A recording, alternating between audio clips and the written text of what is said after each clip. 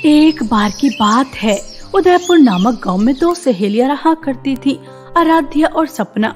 आराध्या वह बहुत ही ज्यादा गरीब थी, उसके पिता भी नहीं थे और माँ मजदूरी कर कर उसका पालन पोषण करती थी और स्कूल में पढ़ाया करती थी।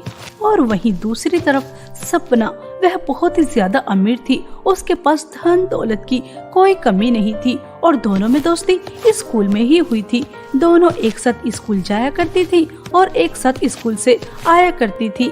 ऐसे ही एक दिन आराध्या की माँ की तबीयत थोड़ी खराब हो जाती है और वह स्कूल नहीं आ पाती। तभी सपना के पास स्कूल की कुछ लड़कियां आती हैं और वह उससे कहती हैं, अरे यार सपना, तो कितनी ज्यादा अमीर है, तेरे पास तो धन दौलत की कोई कमी नहीं, लेकिन फिर भी तो उस गरीब 2 टके की नौकरानी जैसी दिखने वाली आराध्या के बच्चे से दोस्ती रखती है। उसकी ड्रेसिंग कितनी ज्यादा बदबू आती है, कितनी ज्यादा फटी पुरानी है। तू आसमान का तारा और वो जमीन का गंदा कीड़ा, फिर भी तुम दोनों में दोस्ती कुछ जमती नहीं है। हाँ हाँ, कहता तुम बिल्कुल ठीक ही रही हो, मेरा स्टेटस उस गरीब से बिल्कुल मैच नहीं करता, लेकिन क्या तुम देखती नहीं वह मेरी कैसी चापलूसी करती है, मेरे आगे पीछे दुम हिलाकर घूमती रहती है। मैं उसे अगर रात को दिन कहूँ तो रात को दिन ही कहती है। यह समझो मेरा पर्सनल नौकर है, नौकर। हम लोगों का यही तो फायदा होता है, इन गरीबों से काम निकलवाना। नहीं नहीं, हमें तो ऐसा नहीं लगता कि वो तेरी नौकर बनकर रहती है। पूरे स्कूल को पता है वे तुम्हारे पर्सनल नौकर नहीं, तुम्हारी दोस्त है।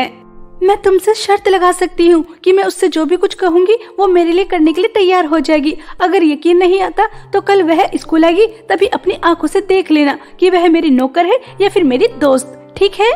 सपना अपनी अमीरी में चूर चूर थी, उसे बेचारी आराध्या की दोस्ती दिखाई नहीं देती थी। अगले दिन आराध्या स्कूल आ जाती है और वह सपना को उदास देखकर उससे कहती है, अरे यार सपना, मैं एक दिन स्कूल नहीं आई तो तुम इतनी ज्यादा उदास हो गई, क्या हुआ?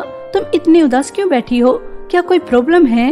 आराध्या यार, अगर तुझे बुरा न लगे तो क्या मेरे लिए एक काम कर सकती है? मैं बहुत ज्यादा प्रॉब्लम में हूँ और उस प्रॉब्लम को तो ही सॉल्व कर सकती है। सपना, दोस्ती में कोई भी काम सर झुकाकर नहीं करवाया जाता, सीना ठोकर करवाया जाता है। मैं तुम्हारी दोस्त हूँ, तुम्हारे लिए अपनी जान भी दे सकती हूँ। बताओ क्या प्रॉब्लम है? यार, मेरी मम्मी की डायमंड की रिंग उन्होंने मुझे मेरे बर्थडे पे दी थी और वह मुझसे बाहर डस्टबिन में गिर गई। यार, मैं डस्टबिन के अंदर से रिंग नहीं निकाल सकती और वह मेरी मम्मी का मेरे लिए सबसे बेस्ट गिफ्ट था, बस इसलिए परेशान थी और यह काम किसी और से करवाने के लिए कह भी नहीं सकती। सपना, रो मत, मैं तुम्हारी आंखों में आंसू नहीं देख सकती। मैं तुम्हारी दोस्त हूँ, अगर मैं तुम्हारी प्रॉब्लम सॉल्व नहीं करूँगी तो कौन करेगा? और मैं तो गरीब हूँ, कूड़े कचरे में हाथ डालती ही रहती हूँ, मैं रिंग निकाल दूंगी, तुम चिंता मत करो। आराध्या बेचारी सब बातों से बेखबर कि उसकी दोस्त उसके साथ क्या कर रही है।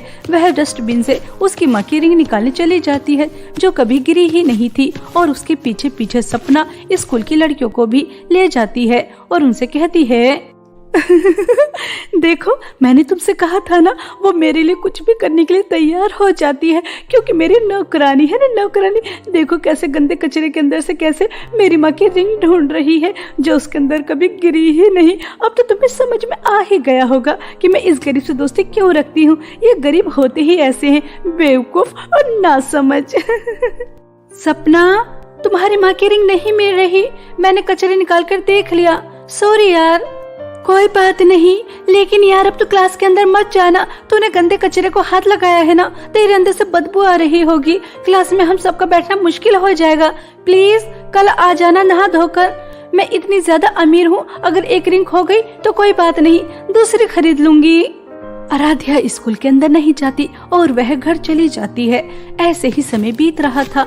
एक दिन आराध्या और सपना स्कूल जा रही थी कि तभी एक बूढ़ी औरत एक पेड़ के नीचे बैठी रो रही थी।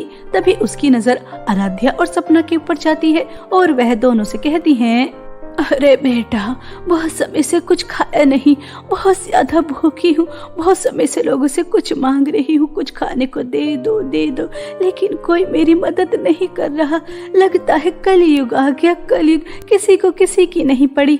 बेटा कृपया करके तुम ही मदद कर दो।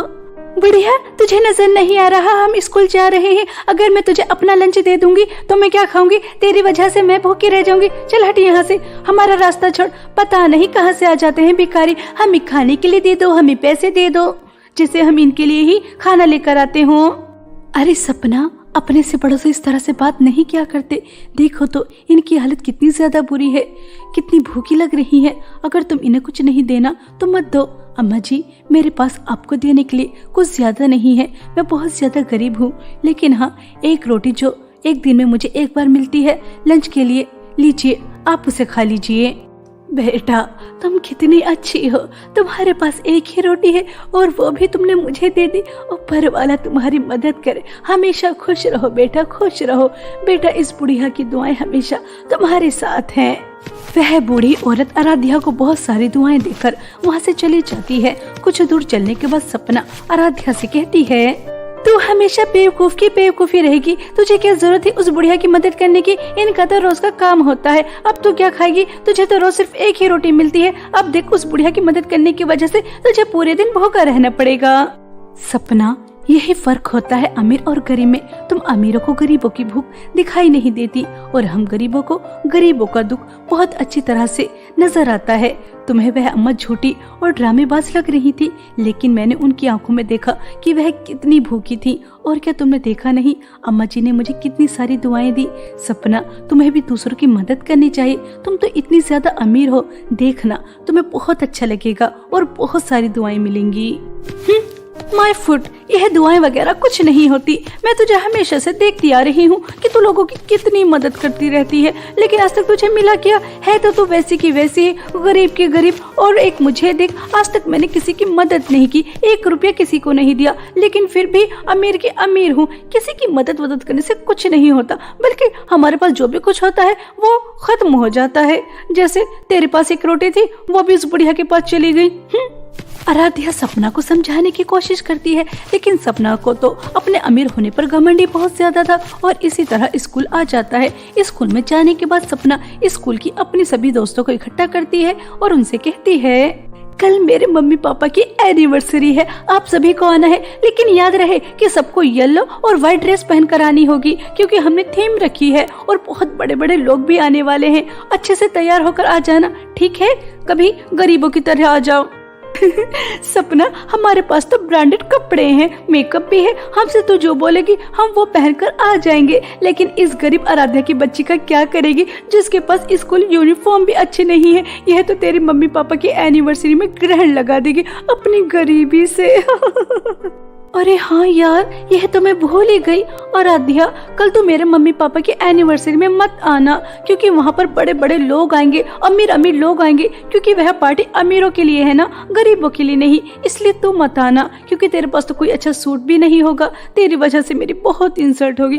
सब कहेंगे कि मैंने कैसी गरीब को अपने दोस्त बना रखा है, क्योंकि मैं तो बहुत ज्यादा अमीर हूँ ना। सपना, यह तुम क्या कह रही हो? तुम तो हमेशा से जानती हो कि मैं गरीब हूँ और दोस्ती कपड़े देखकर, स्टेटस देखकर नहीं होती, दिल से होती है। ठीक है, मैं तुम्हारे मम्मी पापा की एनिवर्सरी में नहीं आऊंगी अगर मेरी वजह से तुम्हारी इंसल्ट होती है तो। ऐसा कहकर आराध्या आंखों में आंसू लेकर वहाँ से जाने लगती है। तभी सपना और उसकी दोस्त आपस में बातें करने लगती हैं और वह पिछली बातें भी करती हैं, जब सपना ने झूठ बोलकर आराध्या को डस्टबिन के अंदर अपनी माँ की रिंग ढूंढने के लिए भेजा था। यह सुनकर आराध्या के पैरों तले जमीन खिसक जाती है और वह सपना के पास जाती है, उसे जोर से थप्पड़ मारती है और कहती है, सपना, तुमने मुझे अपनी नौकरानी बनाकर अपने साथ रखा था। मैं तो तुम्हें अपनी दोस्त मानती थी और उस दिन भी तुमने मुझसे झूठ बोला था। मैंने सोचा तुम्हारी माँ की रिंग है, माँ की निशानी है, इसलिए मैं डस्टबिन के अंदर तुम्हारी माँ की रिंग ढूंढ रही थी और मुझे रात को नींद भी नहीं आई। बस यही सोचती रही, पता नहीं उसकी माँ की रिंग उसे मिलेगी भी